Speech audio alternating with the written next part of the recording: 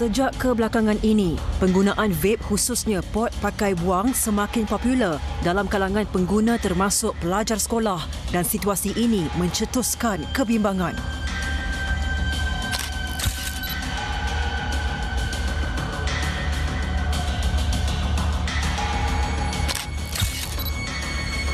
Hal ini kerana vape pakai buang itu dijual pada harga murah, bentuk rekaannya yang pelbagai fashion dan pelbagai perisa serta dijual pula secara terbuka termasuk di kedai-kedai berhampiran sekolah, jelas menarik minat golongan bawah umur untuk memilikinya.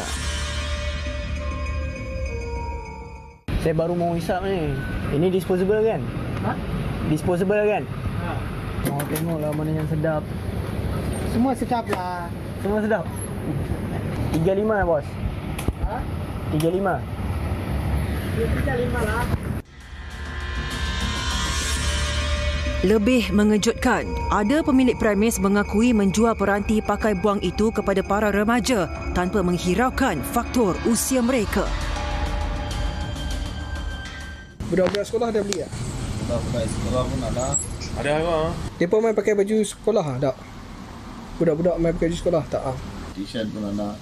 Sekolah pun ada. Pakai baju sekolah tak? Dia pasal murah kot lah. 15 saja. Tu yang budak-budak pun main beli. Budak-budak selalu main ambil apa? Itu rebong ya. Dia dekat budak sekolah ni tak jadi apa-apa masalah. Tak ada masalah. Tak ada masalah. Pakai paling. Thank you abang. Alright. Berikutan itu, kami melakukan eksperimen sosial bagi melihat tahap keprihatinan pemilik premis ke atas penjualan vape pakai buang kepada golongan bawah umur. Okey. Hari ini kami akan menjalani eksperimen sosial di sekitar kawasan Petaling Jaya dan Haikal, responden kami yang berusia 21 tahun, mengenakan pakaian baju sekolah dan akan membeli peranti vape pakai buang ini di dua buah restoran yang berbeza yang kami difahamkan menjual peranti ini secara terbuka. Jadi kita akan bakal lihat sekiranya premis-premis ini menjualnya secara mudah kepada golongan remaja bawah umur dan adakah benar murah dan mudah didapati oleh golongan remaja walaupun berpakaian baju sekolah.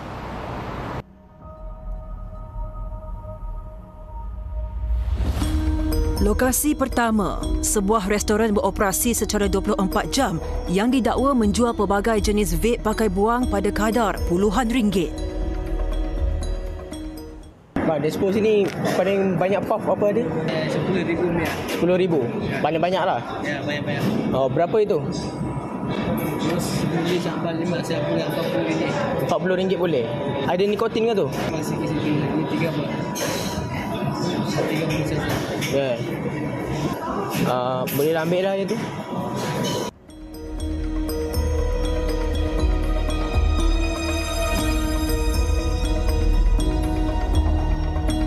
Kami juga ke lokasi seterusnya iaitu sebuah kedai makan yang terletak kira-kira 100 meter dari premis pertama. Flavor apa tu? Banana. Saya boleh beli tak? Ha? Boleh beli kan? Kalau takut pakai baju sekolah tadi takut tak boleh beli pula. Apa tu? Sorok-sorok sikit. Kalau hisap dulu kalau okey, okey ah. Kalau okey you saya. Okey, thank you bos. Hasil eksperimen sosial kami, responden kami berjaya membeli dua peranti vape pakai buang pada harga RM35 dan RM40 dan berdasarkan pemantauan, peniaga langsung tidak bertanyakan tentang usia responden kami maupun baju sekolah yang dikenakan. Sekadar bertanyakan berapa puff atau sedutan yang diingini daripada setiap vape pakai buang ini. Jadi jelas terdapatnya peniaga yang langsung tidak ambil pusing mengenai isu penagihan yang bakal melanda para remaja. Nah, apa yang merisaukan adalah sekadar keuntungan sahaja walaupun menyalahi etika penjualan vape pakai buang ini terhadap golongan remaja. Penggunaan vape pakai buang dikuatiri boleh menjadi titik permulaan kepada para remaja untuk menghisap rokok kerana ia turut mengandungi nikotin yang boleh merangsang reseptor sehingga membebaskan sebatian dopamin yang menyebabkan ketagihan.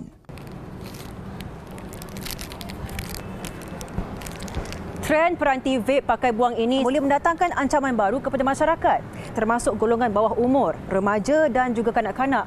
siapakah yang perlu bertanggungjawab dalam konteks ketagihan dalam kalangan kanak-kanak dan juga remaja? Adakah bermula dari rumah atau penguatkuasaan yang perlu diperketatkan? Kami bertemu Presiden PIBGN, Profesor Madya Datuk Dr. Muhammad Ali Hassan bagi mendapatkan pandangan beliau.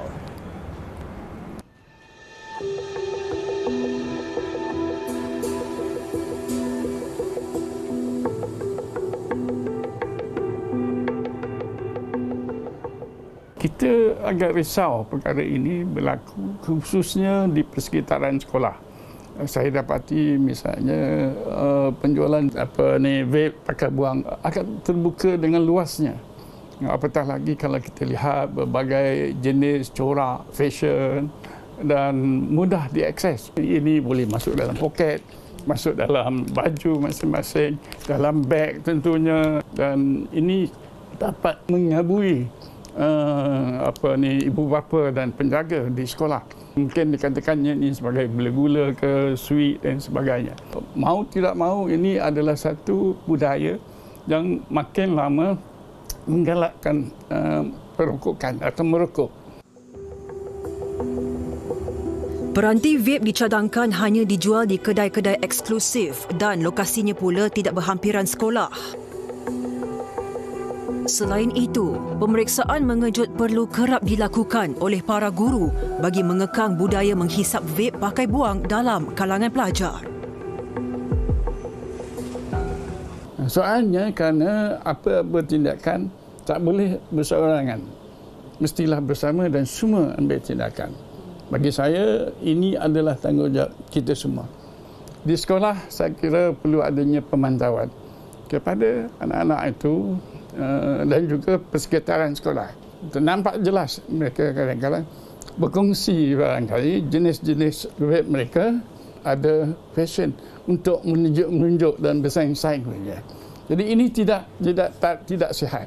Pihak sekolah memberi kaunseling pada pelajar, kaunseling pada ibu bapa, kaunseling even pada penjual, dan banyakkan barangkali ceramah-ceramah yang didatangi bukan hanya daripada barangkali doktor, tetapi juga agamawan, perspektif jiwa dan sebagainya. Itu di antara langkah-langkah yang saya lihat.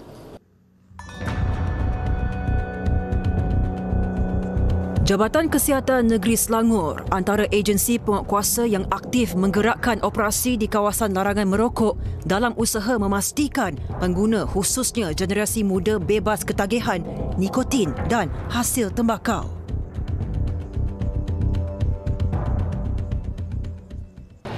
Pot pakai buang yang dijual di gerai berhampiran dengan pemis makanan didapati menjadi pemangkin kepada para pelanggan termasuk mereka yang di bawah umur untuk menghisap peralatan itu di kedai-kedai makan.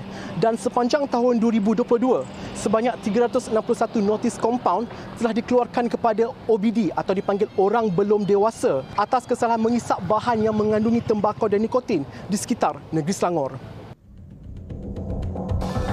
Aksi sekumpulan remaja yang menghembus asap daripada vape pakai buang di restoran ini mengundang padah apabila mereka antara yang dikompaun RM250. Sini dia, hari ini kita ada operasi untuk peraturan kawalan nasi tembakau 2004. Jadi kawasan makan dan minum, restoran tak dibenarkan merokok, vaping. Tahu kan? Tahu. 2019 dah benda ni. Biasalah manusia buat silapan. Tapi untuk adik ni peringkat ni dah terjebak ni, minta berhentilah. Selain itu, pemilik premis turut dikenakan kompaun kerana gagal memastikan restorannya bebas asap, antaranya rokok dan vape. Hisap dekat restoran you memberi kebenaran. Ya, faham. Saya faham awak. Makan saja, tak ada vape, tak ada rokok. Kita akan keluarkan satu notis tawaran kompaun pada you kepada restoran. Bukan saja malam ni you tengok ada buat enforcement, you datang, you bagi kerjasama, tapi sampai bila-bila you kena ingat. Dia punya kita kawasan akan datang balik tengok nanti. Mestilah. Okey, nanti saya bagi tahu. Terima kasih bang banyak. Sama-sama dia bagi tahu. Operasi yang dijalankan selama 2 jam di 10 buah premis ini berjaya mengeluarkan 52 notis kompaun atas pelbagai kesalahan di bawah Peraturan-Peraturan Kawalan Hasil Tembakau 2004. Okey, untuk remaja bawah umur ini kita kategorikan sebagai orang belum dewasa yang mana proses yang sama dengan sesiapa yang menghisap rokok, iaitu kita akan keluarkan notis. Notis itu juga kita akan maklumkan pada parents ataupun pihak sekolah lah.